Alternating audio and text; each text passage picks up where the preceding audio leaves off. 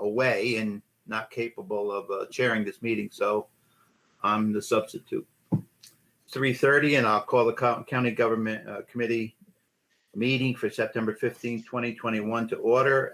We're going to switch the lineup a little bit, and Mr. Better's going to go first. I'll be very brief. Thank you all, committee members. On my agenda items, you'll see the Clarkson Chapel use. I wanted to talk briefly about developing a form for the Board of Supervisors clerk to have identical to the form that's used for the gazebo in front of the courthouse. And I talked to the facilities department about it, and I talked to the county attorney about it. And what I thought I would do is just mimic that. And in the event somebody wanted to use the chapel for a wedding or for something else, it would be available on the same terms and conditions as our gazebo is. Do you folks have any feelings about that? So Bill, if I could, I just updated a building use form with Rob for using at the fire training building. Yep. And I would think that would be appropriate for your use of down there too, I would think. That'd be fine with me.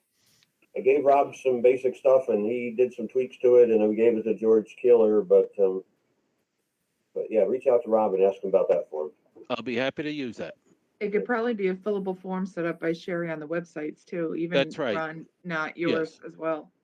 Yeah, so that's what I was hoping to do, and I know the clerk of the board's fine with that. So is conceptually, does that meet with everyone's approval? Yeah. Yes. Thanks very much. Absolutely. So who will organize the dates and keep track of all that? Kelly Beccaro said that she and Sherry can handle that. They don't want me to have any organizational stuff. For I'll good send reason. a copy of that over to you, Kelly and Bill both. An amazing amount of silence. All right. You might remember in July, we talked about the October 28th event, which is the one-man show, The Legend of Sleepy Hollow. I have discussed this with the facilities director. He and I are going to go visit the place to make sure we calculate with the Claremont building inspector the appropriate number of folks that can be there. There are two shows, 5 o'clock and 7 o'clock. The 5 o'clock is geared towards children. I intend to contact with the assistance of the Hudson supervisors, the youth department in the city of Hudson, who has, if I'm not mistaken, 1 or 2 vans, and offer to make sure that they can get some kids young people out of the city of Hudson and take them down there. If any of the Hudson supervisors or other supervisors have any insight about how best to accomplish that, I'm all ears. But that's what we're working on doing. Okay. And the 7 o'clock show is not for kids. It's just a regular show. Publicity, I'm getting that together and share again. The Board of Supervisors clerk and Sherry and Kelly have agreed to take reservations. I'm trying to watch the COVID world because, of course, that's an issue that we quite don't know yet. So that's where we are on that. Good point. The website, again, Sherry Franks and Kelly have been really helpful, and we are hopeful that well in advance of the end of the year, you will see all the town historians, all the history sites with a digital mapping of historic sites in Columbia County that you can go on and look at, click on, and get information about it, and you could set up a tour in a particular geographic area or throughout Columbia County. The help that we have received from the Board of Supervisors and now from the Planning Department has been spectacular. The New York State Association of Municipal Historians is meeting right now, and I attended some of it virtually on Monday. This is a big thing now, having these history sites and these history trails available online, and we are in the forefront of it, and I'm very happy to report that. The municipal historians are all meeting this tomorrow night. Actually, tomorrow afternoon at 3 o'clock, we're having a virtual meeting. The organization has been tremendously active, and we're working diligently to make sure that by the end of the calendar year 2021, all of these sites are listed. So we're very happy and excited about it, and very grateful for the help that we've received. That's all I was going to tell you, folks. Does anybody have any questions? Bill, it's Patsy. Hey, Yes, listen, Patsy. are you doing anything with the tourism of the county too, with all those sites and planning? Well, what Don Meltz, who's really understands all this GIS stuff and this mapping stuff, we're going to link it with the tourism. So you could like identify a hotel or a bed and breakfast or a restaurant in the area. Like if you wanted to, if you were going to spend the weekend in Hillsdale, you could see what sites are in, what historic sites are in Hillsdale, restaurants, hotels, everything. So it'll be integrated is what knock on wood, what I'm hoping for. Be nice, we could put it all on our webpages That's also. what it's going to be in the Board of Supervisors website. Yep. Any questions? Thank you, Bill. Thank you all very much for letting me sneak in here. Thank you. Thank you, Bill. Next up, real property, Suzette. Hello. Hi there. I have two resolution requests today. And the first one pertains to having to correct 4 tax bills in the town of Chatham. This has to do with unpaid school taxes for the Chatham School District that was added to the bills in error. They came back as unpaid school taxes from the Chatham School District, and they should not have been flagged that way. So I needed to correct these bills, and there were actually 5 parcels, but 4 of them had a change greater than $2,500. So we needed to do the resolution request. Does anybody have any questions? Is there a motion? I'll make a motion to approve that. I'll second. Motion by Ron, second by Matt. All in favor? Aye. Opposed? Carried. Thank you. And the second one is we are in need of transferring. Brenda, can you mute, please? Thank you. We are in need of transferring some funds around in our current 2021 budget. I had planned to budget a couple of computers for our mapping department into next year's budget.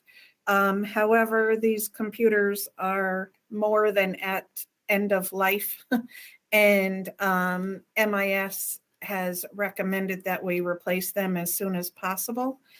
And they have worked with us a great deal. They've done everything they possibly can. This has been really been an issue for a number of months now, and we appreciate all that they have done. But we did have to order, we do have to order a couple of computers.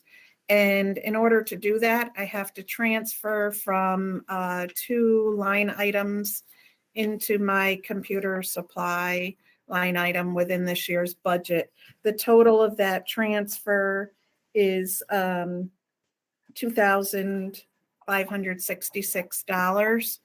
And the actual total of the computers is $2,707, but I do have money that's left in that computer supply line item.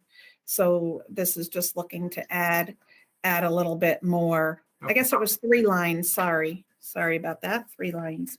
One thing that Supervisor Knott, I talked to him, he did mention, which is a good suggestion, that perhaps in the whereas clause, we should also add the total of 2,566 in there. I know I have each line item represented in that, but he suggested that we add the total. So I'm not sure if that's something that Kelly can do on her end after, or if you want me to send a new request, I can. We always put the totals in the whereases, so not to worry.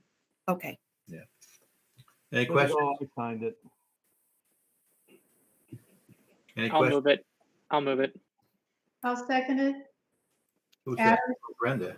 Oh, aye. Seconded by Brenda. All in favor? Aye. Yeah, Thank you. don't tell me. Take care. I apologize. Mine just froze up. I couldn't hear. I said, thank you. Anything else? I Suzette? do. Okay, on to planning. Hi, everybody. I have two resolutions today. The first is authorization to appoint a member to the Climate Smart Communities Task Force. That person is Matthew Stinchcomb and would be representing the Climate Action Hudson Valley. This was a tabled resolution for a little bit until more information was obtained. So I was asked to put it back on as a resolution request for this meeting. Okay, I'd like to move that. moved by Brenda, second. Can I have a question? Yes. Yes, Okay, sorry, I didn't raise my hand quick enough. Was this tabled before because they had questions about this person? And we didn't have any information because I never received any additional information. I think it was tabled because there was more information that was requested and because most of the other members of the task force were either currently involved with town committees or were county employees or were supervisors. And the only other entity that was on the member of the task force was the Columbia Land Conservancy, which is pretty well known by most people in the area. And this was a relatively new organization that didn't have affiliations with many communities. And I believe that that's why there was more information that was requested. I assumed that the information had been forwarded. I am not privy to that, whether that was sent to the supervisors or not, but I was asked to bring it forward again today, so. I wasn't privy to getting that extra information, Patrice. Okay. I didn't get it either. So I would like to get it before I can vote on this myself. Can I speak? This is Supervisor Hotlane. The information was provided to Chairman Morrell a couple months ago, and then at the last county government meeting, if you remember, everyone said they hadn't gotten it, and so it was resent, I believe, both to the chair of this committee and Chairman Morrell. So are members saying that it wasn't shared with the full subcommittee? And I also, Patsy, emailed the chairman of the committee and the board to say, you know, was the information received and is additional information required? So there were 3 follow-ups associated with the information. And I'm sorry you didn't receive it. I didn't understand that it was my responsibility to distribute it to the full committee. Yeah, I thought that was at the last government meeting. I understood that we were all going to get that, Brenda, you know, and that's why it was tabled. But I never received. I'm just new at this, Patsy, so I sent it to the 2 chairmen thinking that that would be the appropriate process. I understand, Brenda. I'm corrected. I'm happy to do the work the next time. I just didn't understand that was what it was expected at that. No, I understand what you're saying. You know, no offense to anybody, but yeah, I didn't get anything. So. Patsy, if you don't mind, Chairman, I did see that information because I'm a task force member, I guess, but I did see it. I can forward it to all the supervisors and make sure that Patsy and this committee sees it before we vote on it at full board, if that's acceptable. So Patsy, in light of the fact that you didn't get the information, are you suggesting that we table it right now? Well, I really would like to read up on it because I'm very interested in smart climate and so forth, but I want to make sure I have all my eggs in the right basket and know, you know, what I am looking at and so forth. But yes, I would like to. So So there's I'm a, sorry to do that, but I mean, If I could make I won't. a request, because it's been tabled for a few months and the task force really wants to work with this individual. Could there either be a special meeting right before the full board, or could this committee pass it with the full board vote contingent upon getting that information? I also want to point out that none of the other members were vetted, and I think part of why this member is being vetted is it got kind of mixed in with the funding that was being offered for the coordinator position, which actually has nothing to do with this person being a task force member. And so, you know, I feel like none of the other members or appointments got tabled or more information or vetted. And I just feel like something's happening with this appointment that wasn't with any of the other appointments. And I would hate to see it go a whole nother month from the perspective of the task force So if we can pass it through this subcommittee or at least commit to a special meeting so it doesn't wait a whole nother month. Well, there's a motion on the floor by Brenda. She'd have to withdraw that motion if we're going to table this and then have a special meeting before the board meeting. So Brenda, you'd have to, if you want to. Well, I'll second the motion, and I wonder. I'm sorry, Mike. I'll second it, and I'm wondering if Brenda or a different supervisor who's seen the bio could just describe, like, I mean, we could just talk about it for a few minutes. Like, what could somebody just introduce, like, what his qualifications are as part of our discussion? I'm sitting here looking for it in my email, and I'm having a hard time finding it.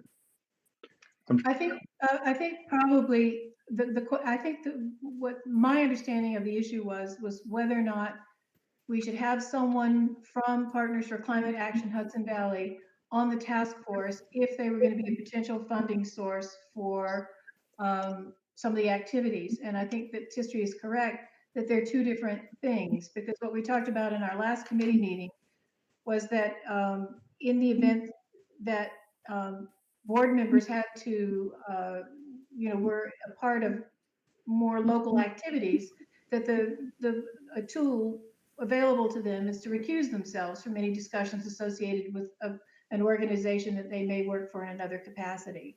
And I think once that issue was resolved, most people were comfortable with it. But I also have to say, reiterate what Tistry has said. We accepted the recommendations of the task force for all of the other task force members without any bios and without any vetting. And this really does feel awkward that this gentleman is being put through a different review process than anybody else. So if the question was a potential conflict, I think we all understand that the tool or the mechanism for that conflict is that should there be any action associated with Partners for Climate Smart, that he would have to recuse himself. But that would be the same for any other supervisor or any other member of the task force for an item of business, related to their other work. All right. So in light of the fact that the question was asked after there was a motion on the floor, Brenda, you'd have to withdraw, and Mike, we can't accept your second yet because the question was asked and we stopped it for discussion at that point. So we have to make a decision tonight if we're going to hold off on this and have a special meeting before the full board, or we're going to vote on it today. I mean, I would withdraw the motion if we would commit to a special meeting before the full board meeting. I think we've asked Mr. Stinchcomb to wait 3 months, possibly longer, and it really feels uncomfortable. I mean, I'm a member of the county task force, and every meeting this comes up as an agenda item has what's the status of his appointment.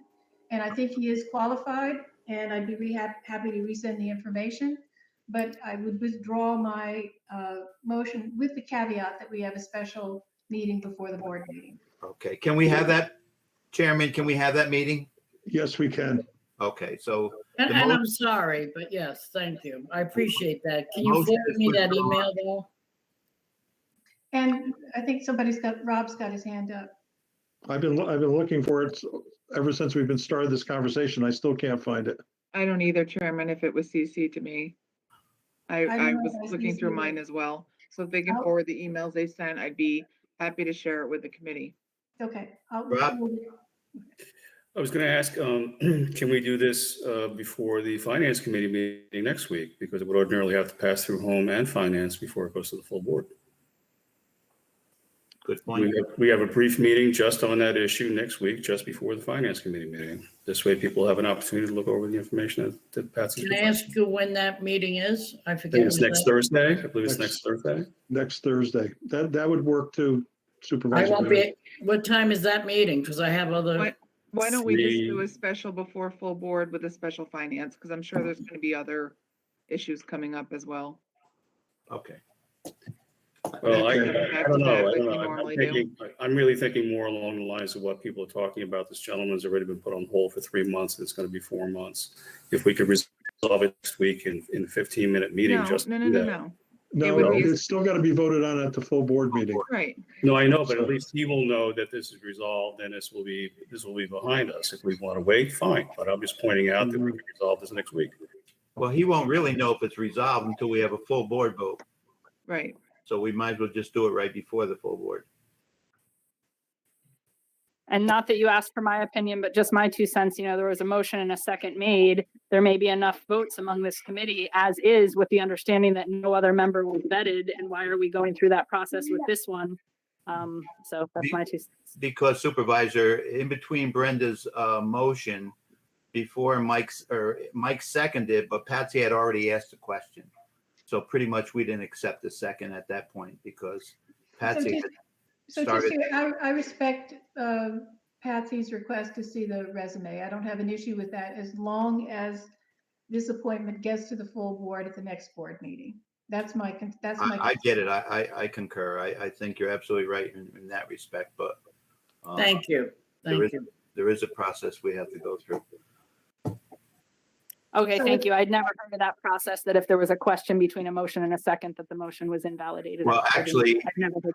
the question should have been brought up prior to a motion, I don't see it. but it got caught in the middle, so it was kind of stuck there. I think we'll end up in the same place, right? Where I think it's fair if supervisors have questions. I certainly want to take the time for them to be able to get answered. Right. And as long as we're on track to approve it at the full board, I think we end up in the same place. So I'm good with that. All right, in the future, anything else we have today, if you have any questions before there's a motion, let's have a time for questions.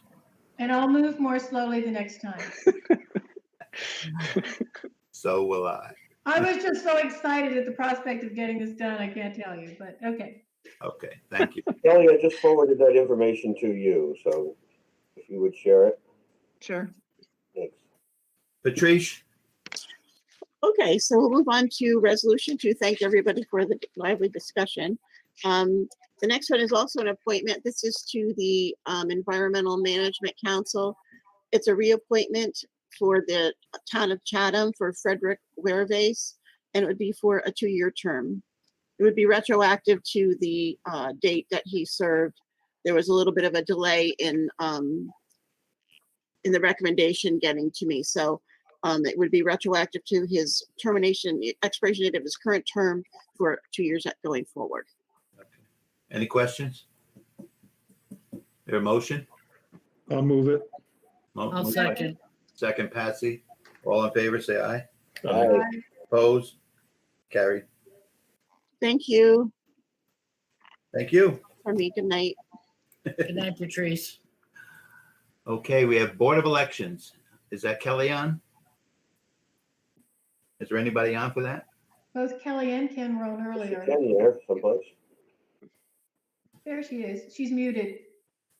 Oh. Somebody got to tell her. Kelly, you're muted. I don't even see her. There Okay, it is. can you hear me now? Yeah, this is Yeah. Kelly's on. This is Ken. I'm here, but Yep. Kelly's got it. Okay. I'm here too. Okay. Go right ahead. All right, so this is a resolution to accept the Technology Innovation and Election Resource Grant. This is a grant for us to use. It's $72,128.71. That's going to reimburse the county boards for local dollars spent to further implement the capital purchase of software, technology upgrades, equipment, and broadband service. Okay. Kelly, does this include the security upgrade? No, that's a different grant. Okay, thank you. Any other questions on this one? I'll make a motion. Motion by Ron Knott, I'll second. second Brenda. All in favor, say aye. Aye. Bye. Opposed? Carried. Okay, and the next one, the next grant is the early voting expansion grant. I don't know if you've heard, but we're now having to have an early voting site in our largest municipality. So that will mean that we'll have 2 early voting sites, and this grant will help us cover the cost of that. Kelly, I'm sorry.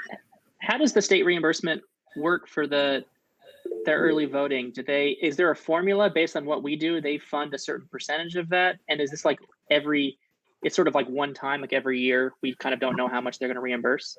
Yeah, that's correct. So we got a portion of $2 million. There was $2 million allotted to New York State for this purpose. And then there is a formula that New York State Board of Elections uses to decide how much each county gets.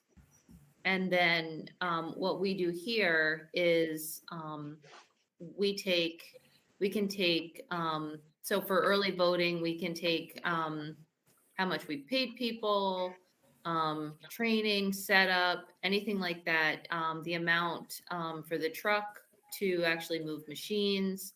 And then we file claims for payment against this grant, and we're reimbursed for things that we've already paid for. Nice. And Brenda, you have a question? I do. Kelly, how do we know what percentage of the overall cost for the early voting this will cover? This should cover 1 early voting site. This should cover the Kinderhook voting site. Okay, thank you. Yeah, I figured out it cost about $15,000 per early voting site. 15. So if we added if we added like an additional voting site, would our reimbursement be doubled, or that's not the way the formula works? No, that's not the way it works. It's how many eligible voters are in our county, how large our county is, and they let us know. They don't know. They don't know that we only had to add 1 site. Okay, thanks. Okay. Any other questions? Kelly, Patsy, so one of them sites is Kinderhook? Yes. I'm lucky. Yes, Do you know are. where?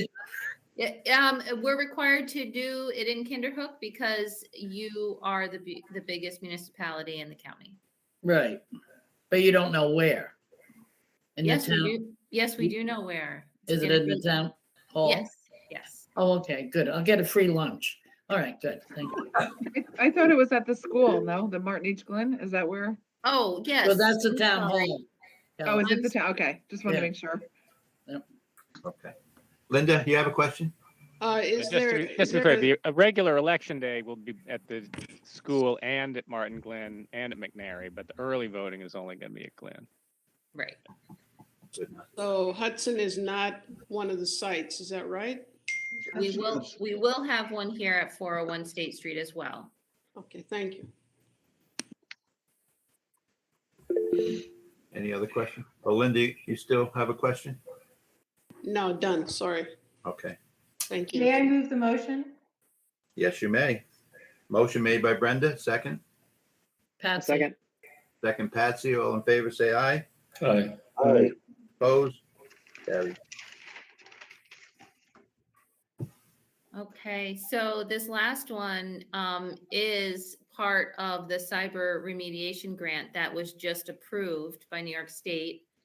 On that grant, I had asked to purchase a Fujitsu image scanner, which this will help us with all of the absentee ballot envelopes that come back. We can actually stack them all up in this scanner, and it reads both sides and compare. And on the screen, we can look at both sides of the envelope on our computer screen. And we can also look at the signature that we have on file for these people. So this should really expedite our process. Wow. So Kelly, does this mean that there are no recounts any longer? No recounts? I mean, we're not doing any selected manual or other recounts at this point because this is a machine. We have someone who's first all the images are scanned, and then to the extent that it's needed, someone can go through and look at each of those scanned images, right? So this scanner is only scanning I don't know if you can see this. This is the absentee envelope. Yep. So it's only scanning that, the front and the back of the envelope. Because normally we would have a barcode scanner, and every envelope someone would have to use a barcode scanner on. Now we can take a stack of, 50 envelopes, stack them on the scanner, and the scanner feeds them through and reads the barcode. So it's just the envelope, not. This is just the envelope. Thank you. But the earlier, the equipment we bought last year does the scanning of the ballots The and the interior, okay. counting. And so that we would not be doing, and that would be the means for auditing and other kind of recounting, except under special circumstances, the statute requires an actual physical hand count, but only when it's a very, very close race. So there will be minimal hand counting under most cases, we would expect. Thank you. Thank you. Any other questions? Need a motion? I'll make a motion. Motion by Patsy, second. Second. Second, Brenda. All in favor, say aye. Aye. Aye. Opposed? Okay, Thank you, everyone. thank you. Okay, who do we have next? Is it Bill on? Yeah, Mr. Fisher. Mr. Fisher. I'm here. Hello again, everybody. Right. Nice to be with you, even if I can't see your smiling faces and so forth. So, what I've done here is pretty much tried to outline what is available and what protections are out there for particularly tenants who now are well in the arrears of their rent payments. So under this COVID Emergency Eviction and Foreclosure Prevention Act, that's pretty much, it was extended as you can see to January 15th, 2022, but with one exception. Up until now, the hardship declarations have not been challenged by the landlords. And the Supreme Court has now allowed that a challenge can take place between the landlord and the tenant on a hardship declaration. So that is the one exception. Everything else is pretty much in place as, previous moratoriums have been. So I don't know how that's going to work in court. It probably will slow up the process somehow, but it is definitely going to be a condition when this thing goes to hearing. So that pretty much covers that update on the Emergency Rental Assistance Program. That's ERAP. We talked about that at the last meeting I attended. And it is, as you can see, there's plenty of money out there. Getting the money out may be a chore in underwriting these applications and getting all of the information that they need. I do have listed the telephone number there of OTDA, who to call if tenants have questions on any of the application information. Also, I do have the website that a tenant can go on to begin completing the application. Up until just recently, if you started an application, you had to complete it, go right through it, or it was lost. You couldn't save it overnight or something and go back to it the next day. But I understand now from the OTDA, once you get the initial questions answered, that there will be a number assigned and an individual can get back into that to complete an application, as well as the landlord can get into it.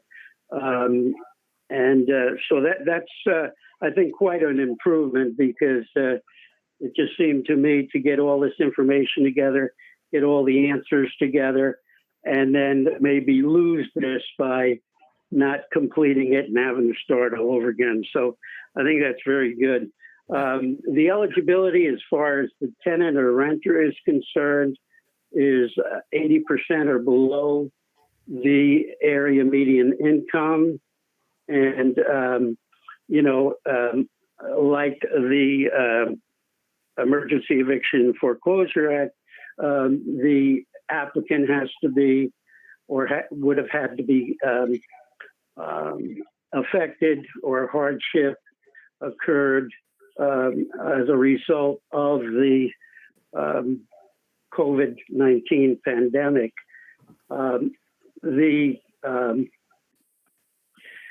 The landlord's information is much more detailed.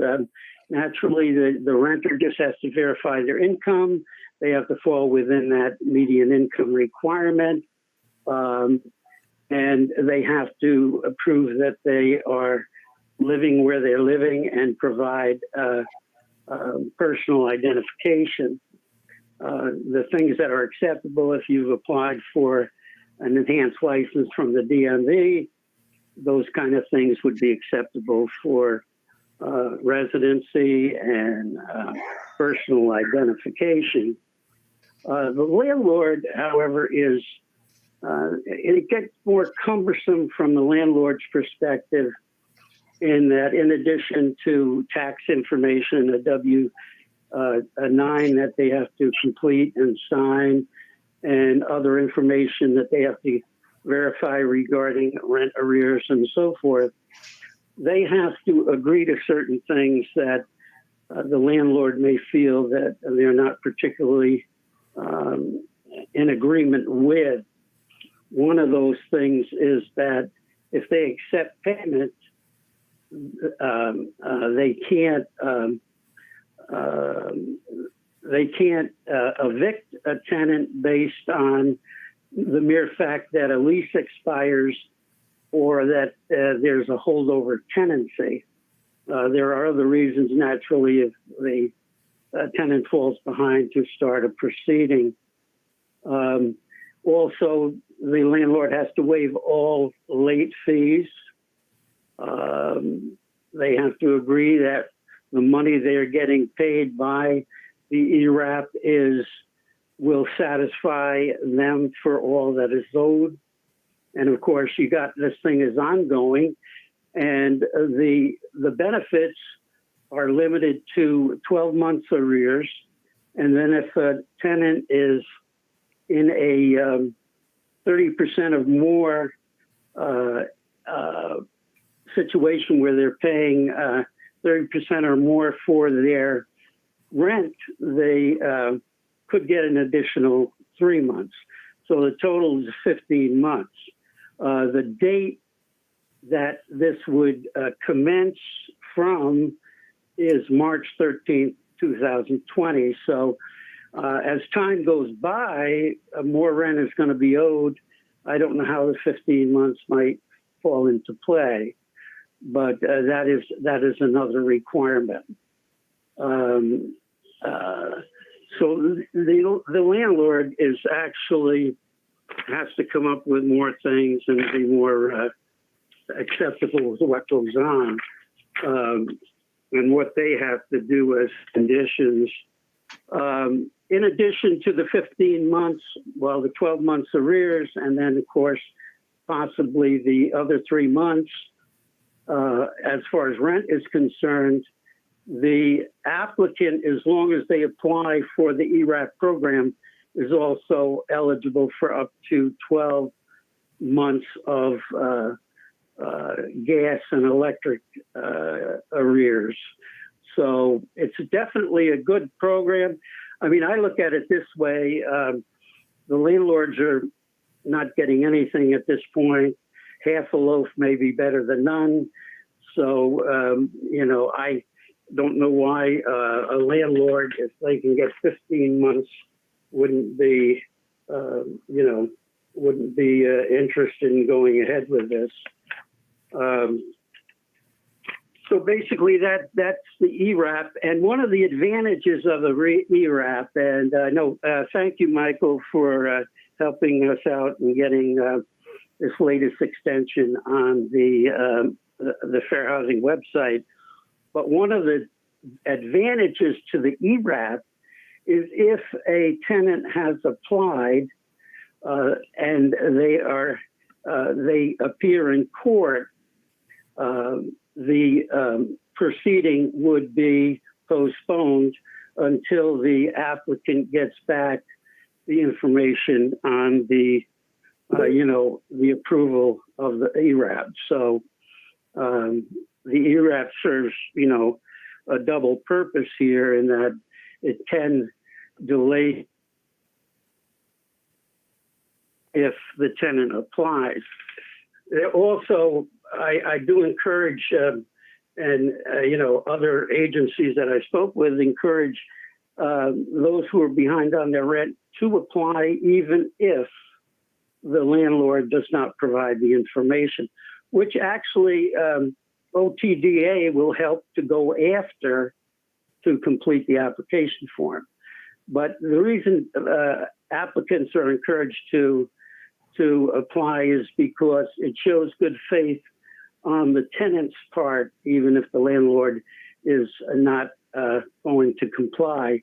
And that can be a plus for that tenant in the housing court. So, like I say, the ERAP, I think it's more, the landlords do have to really agree to certain things that are going to make this thing fly. So,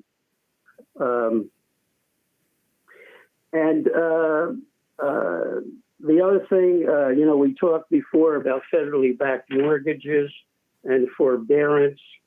And I always emphasize the fact that Freddie Mac and Fannie Mae are federally backed mortgages, even though they weren't, they were conventional mortgages in the beginning. But when they are assigned to Freddie Mac or Fannie Mae, they become federally backed mortgages. And that, mortgage expired on July 1st, but they can, mortgagors or homeowners can still apply until September 30th of 2021.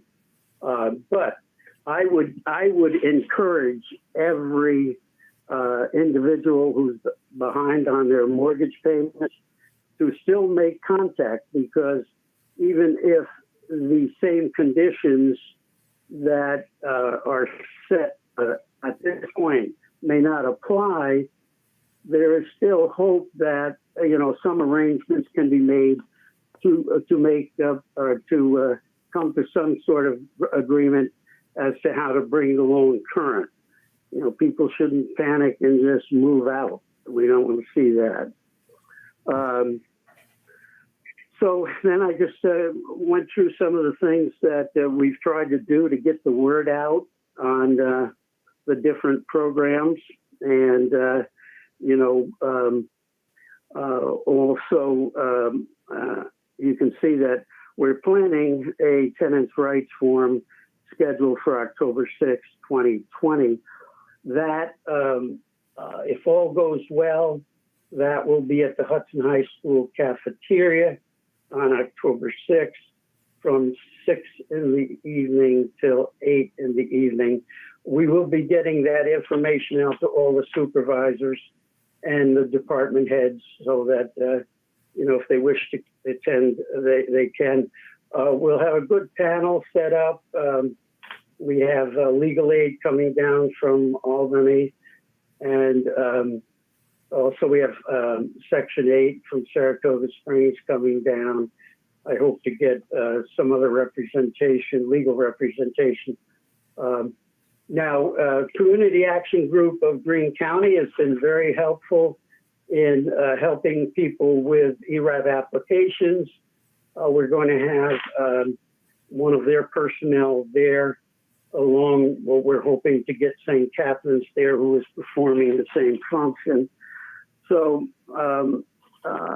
it's going to benefit both landlords and tenants, particularly when it comes to the ERAP program. We have $2.7 billion out there to get, out to the public and to the needy, and we're hoping to get the word out on that. Back earlier this month, our chairperson and myself, we were on the local radio station here in Hudson, and we were getting the word out on both the ERAP. We focused primarily on the ERAP and also on the tenants' rights form, which we truly hope we'll be able to do. So, and you can see some of the calls that I've had and returned. We're up to date on our calls and documentation, and we try to do that as soon as possible. As I mentioned, that there are a lot of people out there who have great anxiety about, how this is going to unfold, whether they're going to have a place to live and so forth. So the main thing is not to keep them waiting with some kind of response. So if anyone has any questions, I'll be glad to attempt to answer them. Patsy? I think we have a typo for the scheduled for the rights form is scheduled October 6th, 2020. I think you need 2021. Could I hear that again, please? So Could I hear the question again, please? Under public outreach educational programs, there's a typo on the bottom line. Ooh. Oh, yeah, we already had that one. We already had that one in 2020. No, it should be 2021. Thank you for catching that. Okay. Mike Shemides has a question. Yeah, I was gonna add. I recently talked to St. Catherine's, so they're one of the organizations that's helping people to apply for the ERAP funds. Right. The county also has a different acronym, ESG funds, which are also sort of like available for some very similar purposes as ERAP. And St. Catherine's is the organization that is the lead organization sort of distributing those funds in Columbia County. But they're really interested in sort of connecting with more people. So this is for you, Bill, but as well as the supervisors, that if you want to do an event in your town or in your region, St. Catherine's would be interested to go to your town hall or go to a grocery store, the library, and sort of set up shop. So if you're interested in sort of having St. Catherine's do some outreach to help people with either the ERAP or the ESG applications, let me know and I can make an introduction. Okay, thank you, Mike. Okay, well, thank you, Michael. I'm hoping to get Kyle Proper to be on our panel for the forum as well. I was thinking more of the Roots program and the rapid rehousing, but, certainly she could speak to this as well. Okay. Brenda? Thank you, Michael. Bill, do you have an idea of what the wait list is for Section 8 housing now? Pardon me? I'm sorry? We're talking about rentals and so forth? Oh. Section 8 housing. Yes, right. What their maximums are for 1, 2, 3 bedrooms, 4 bedrooms, that type of thing? Just how long people are waiting. Is there a waiting how list? long people are waiting? How many vouchers are out? Probably a good year and a half, probably. Those are kind of numbers that, or time frames that I've heard from both Trish Mayo in Hudson and also Dale Ann Brown in Saratoga. And do you, as a follow-up, do you have any idea how many people are on the wait list? Or is that information you could obtain and send to me offline?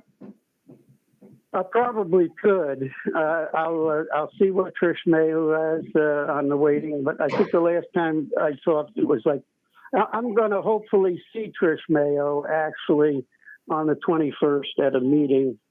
So I can ask her then. I'll give her a call though so that she's prepared. And then also I'll check with Dale Ann Brown to see. You know, we're still just talking. Now, Dale Ann just handles Columbia County. And of course, Trish is, you know, mostly the Hudson area.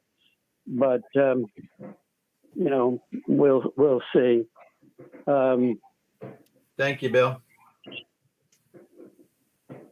Okay. Questions?